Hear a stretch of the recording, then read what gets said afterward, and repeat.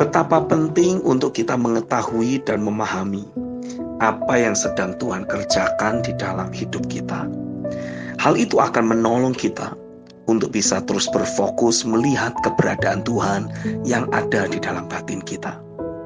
Kita pun menjadi tidak terganggu dengan hal-hal eksternal yang selalu berpotensi untuk mendistract kita dari realita hadirat Tuhan. Ada satu prinsip yang Roh Kudus tegaskan. Apa yang sering kita lihat dan dengar, maka hal tersebut akan mencetak hidup kita menjadi seperti yang kita lihat dan dengar tersebut. Saya langsung tersadar, pada era modern ini, ada satu daya tarik tertentu yang menarik banyak orang untuk melihat dan mendengar berbagai macam aktivitas yang ada di dunia media sosial. Alhasil bagi kita yang berfokus untuk terus memperhatikan apa yang ada di media sosial tersebut, otomatis akan mencetak diri kita menjadi pribadi yang tidak stabil, baik dalam emosi maupun pemikiran. Ada banyak spirit kotor yang terpancar lewat kata-kata, gambar, dan juga tayangan yang kita temui di media sosial.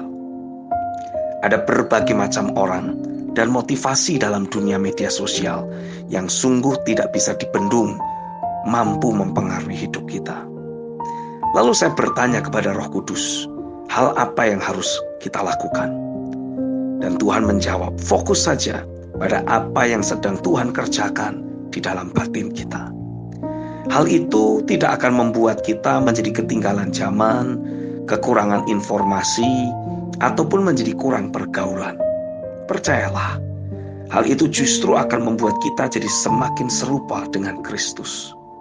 Tapi masalahnya, tidak semua orang mau hidup dengan melawan arus. Karena banyak orang berpikir, kalau bisa mengikuti arus, kenapa harus bersusah payah untuk melawan arus? Bahkan, menjadi serupa dengan Kristus bukanlah merupakan hal yang menarik bagi banyak orang. Jadi, kenapa harus dikejar? Jika lebih mudah dicetak oleh dunia ini menjadi orang yang baik ataupun jahat, kenapa kita harus memilih yang ilahi? Saya jadi paham, adalah merupakan suatu anugerah jika kita hanya memiliki satu keinginan dalam hidup kita, yaitu menjadi serupa dengan Kristus. Ini bukan hasil upaya kita, ini adalah merupakan anugerah dari Tuhan. Namun jika kita mau meminta hati yang seperti itu kepada Roh Kudus, maka kita pun pasti akan mendapatkannya. Jika Paulus pernah memilikinya, maka kita pun bisa memilikinya. Filipi pasal 3 ayat yang ke-10 sampai 11 menuliskan, "Yang ku kehendaki ialah mengenal Dia dan kuasa kebangkitannya dan persekutuan dalam penderitaannya, di mana aku menjadi serupa dengan Dia dalam kematiannya, supaya aku akhirnya beroleh kebangkitan dari antara orang mati." Di dalam batin saya, seperti ada dorongan yang besar untuk hidup melawan arus. Ini memang tidak mudah, tapi hal tersebutlah jalan satu-satunya untuk membawa kita mengalami keserupaan dengan Kristus. Jika tidak, maka akan terus ada percampuran dalam diri kita. Maka biarlah mata hati saya hanya terfokus kepada Tuhan. Apa yang Dia kerjakan dalam batin saya, hal itulah yang saya mau perhatikan dan kerjakan.